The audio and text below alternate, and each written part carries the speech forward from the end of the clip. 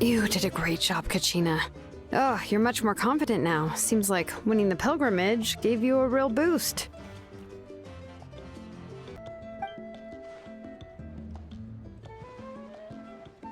I spoke to your mom and dad. They were singing your praises. They said the world's your oyster now. How are things at the People of the Springs base? There are some casualties, but the overall mood is very positive. I reckon they'll start rebuilding pretty soon. Same situation for the Children of Echoes.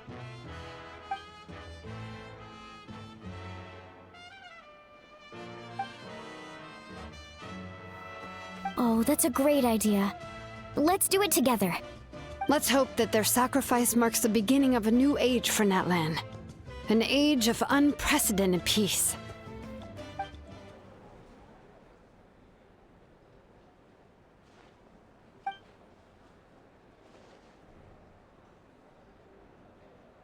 Unless you want to get punched in the face. What is it with you, Ahau? Why are you so incapable of being nice?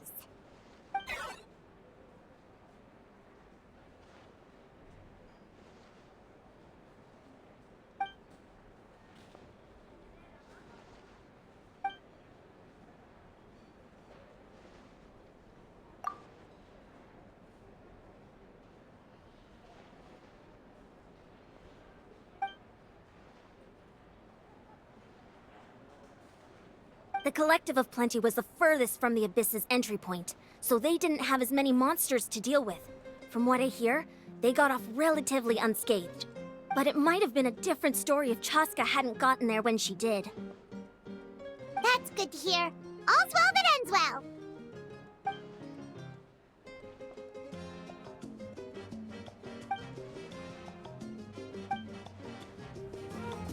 I must congratulate you on your efforts during this war. I'm told you have proven yourself to be an outstanding adventurer and warrior. You remind me of the princess. Similarities in your approach are striking, especially when you told me you wanted to win. I hope you will see her soon. Hey, Auroran! How are the Masters of the Nightwind doing? Granny Sealolly's been there the whole time, and she's a tough one. I'm sure there'll be some patching up to do, though. That's a job for the young folks. Do you need support from the Fatui? Probably not. There are a lot of older folks in our tribe, and I suspect they would find your comrade's presence a little distressing. Right, because often they look like a bunch of intimidating thugs. Well, also in my tribe, excessive use of elemental energy is bad for your eyesight. Oh, right. Okay. Ah, welcome. You seem a little out of sorts. Are you just tired, or...? I guess I am. You know, when I was up there in the sky, I could see all of Natlan stretching out below me. People everywhere, giving everything they had for a chance at victory.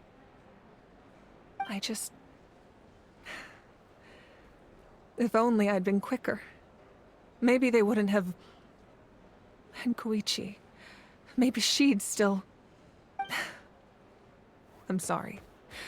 Now is not the time for that. Fruit juice, right?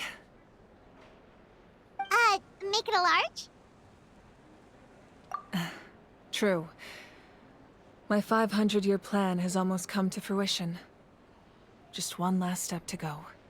Namely, my final battle against the Abyss. But battle is second nature to me, so I'm not feeling a huge amount of pressure. It was so awesome. The way you exploded that thing in the sky with one almighty punch! Are you always gonna have that kind of power from now on? Oh, that was the Divine Throne unleashing my full potential. And it was only temporary. I can't wield that power for any length of time. My body wouldn't be able to handle it. Likewise, the amplified power of the Ode of Resurrection was also temporary. From now on, it's back to ancient name-bearers only. Correct. We dealt the Abyss a critical blow. So for the time being, it's too weak to sustain regular invasions. I hope the people will be able to enjoy this period of peace. Or rather, assuming all goes to plan, eternal peace. We've had centuries of war with the Abyss, and it's high time we brought that chapter to a close. Anyway, there's something I've been wondering about. I know you've been at the center of some major events in other nations too, and fought many powerful foes. In this war, you were in the thick of it once again, dashing around tirelessly, supporting the fighting on all fronts. So tell me, what drives you to do this as a mere traveler passing through? Why risk life and limb for a cause that's not your own? A clear conscience. Great answer. That's how life should be lived, to the fullest, with no regrets. What I'm really trying to say is, I would love for you, with your extraordinary talent and your sense of justice, to join me in this final step. You and I together, finally putting an end to the ever-looming threat of the Abyss. But I also don't want to take advantage of your good nature and readiness to help others. The final battle will be very dangerous, and you have the rest of your journey to consider. I'm sure you must be weary. Sleep well tonight. Let's talk again tomorrow in the speaker's chamber. I'll give you more details on the final battle, and then I hope to hear your verdict.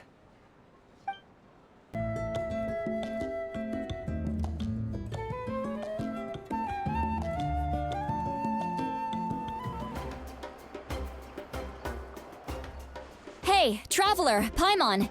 There you are. I've been looking all over for you. Oh, hey, Sweet Lolly! What's up? Listen up. I have something really important to tell you. What? Are you serious? Natlan must pay the price for Mawika's use of the Ruler of Death's power. That price is death. And only Mawika's death can clear the debt. I had thought that the Ruler of Death might have a change of heart after seeing the people of Natlan come together and fight so bravely, but even now that the war's over and the threat to Natlan is gone, it looks like that death is still set in stone. I had to know your thoughts. I want to save her, but I can't do it alone. Okay, good. That makes me feel a little better. Thank you for standing up for us. There's clearly something special about you, so if anyone has a chance of defying the rules, that would be you. Oh, and please don't breathe a word of this to Mawika. I'm sure she's well aware of the cost of using the Divine Throne's power, but if she finds out that anyone else knows, it could ruin our chances to help. Got it. Mum's the word. All right, that was the last major item on my to-do list. Now, since I've come all this way, I think it's finally time for a well-earned drink. Go easy though, yeah? Don't worry, I said a drink. That means... All right, you little munchkin. If you keep pestering me, I'm gonna have to get serious. I get 100 kids a day telling me they want to be the next Pyro Archon. Why should I train you? Nagging isn't gonna accomplish anything. No one can predict the future, and unless you have some exceptional jaw-dropping talent I'm unaware of. I can shoot those cornflakes in your kitchen from right here. Don't be ridiculous. You couldn't make that shot from all the way over here? Wait, hold on. You could hurt someone with that. Well, I'll be. You made the shot. The science of the canopy raised him tough. That's some real skill you got there, little lady. Maybe you really will be Pyro Archon one day.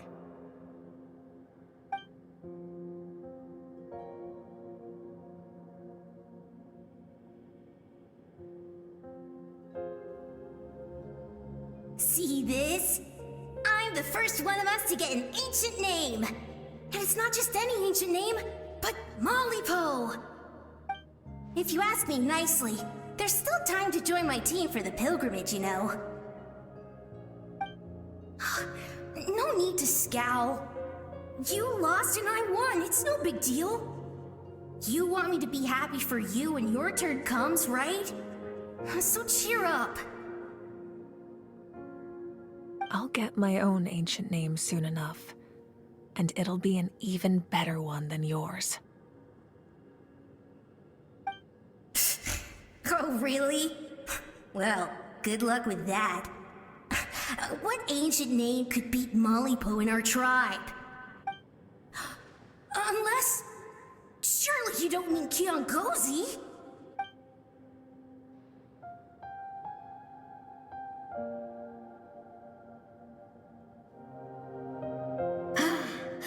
That was fantastic. Can't believe I beat you in a wrestling match for once. Can't be more than a few days now until you're officially made the Pyro Archon. Imagine me trying to schedule a wrestling session with you after that. Excuse me, Pyro Archon, but would you be able to take a day off from running the nation to wrestle with me? I heard that the Pyro Archon inherits the knowledge stored in the sacred flame. And apparently it can change your personality.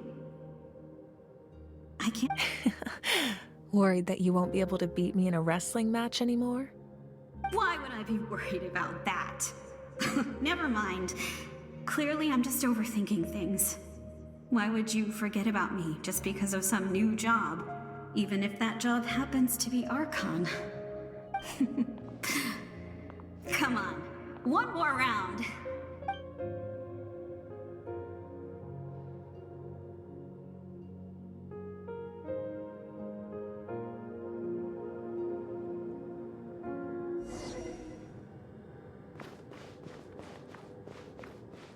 After the darkness will come the dawn.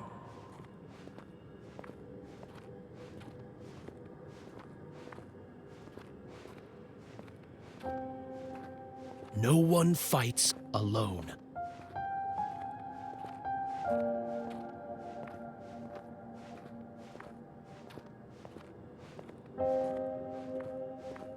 For Natlan!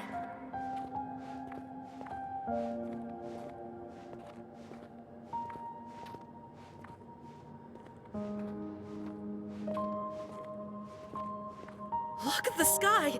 It's getting brighter at last!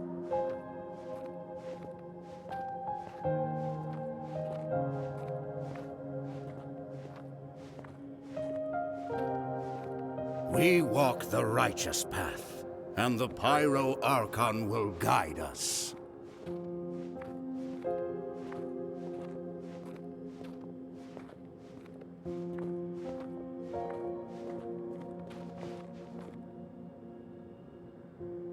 The victors shall burn bright, while the losers must turn to ash. I have done what is required of me. The rules are now written into the Night Kingdom, and this will help you to stand against the Abyss. It is still not enough. All this can do is give my people courage. It will not see us through a true catastrophe. If you are to make the Natlanese alone bear the consequences of a broken world, you will have to bring more to the bargaining table. You are the greediest human I have ever met, and the fiercest negotiator. No other would seriously ask to borrow my power. My domain is death, and its power comes at a great price. The question is, are you prepared to pay? I need that power. Only a hero can truly wield it, and heroes are not afraid of dying. No. A fear of death is ingrained in all living things. If the wielder of this power cannot conquer their fear, countless innocent lives will be claimed in their stead. For only then can the price be paid. Those are the rules. Mine is a nation that will not yield to the Abyss, and it will certainly not yield to your rules. As their culture and civilization is transmitted through the generations and their faith grows, the people will go from strength to strength and reach heights that even I cannot dream of. Very well. I shall agree to help you. But I am merely a shade, and I do not have as much freedom to do as I please as you might think. Then what do you propose? Keep this a secret. If I am questioned about it, I will deny all involvement and claim that treacherous Xbalanque stole That will not be a problem. Thank you. I am glad we could reach an agreement.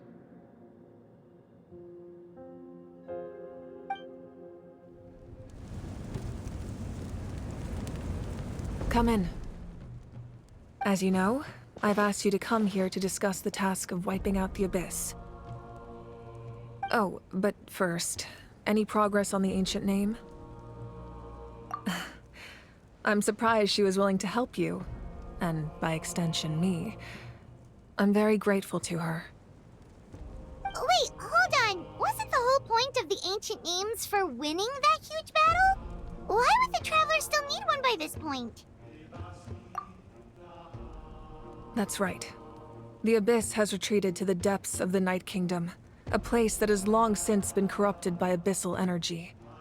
If we don't finish them off and restore the ley lines, the threat they pose to Natlan will remain. The battle we fought yesterday, we may one day have to fight again. This is the fate Natlan has always been resigned to. For thousands of years, we have struggled on the brink of a looming darkness and never known true peace. But this time, I want to break the cycle and free us from this fate for good.